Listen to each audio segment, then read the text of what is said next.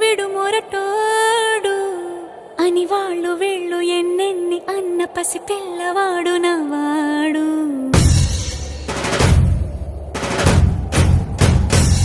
విడు ముండోడు అని ఊరు వాడ అనుకున్న గాని మహారాజు నాకు నవ్వాడు.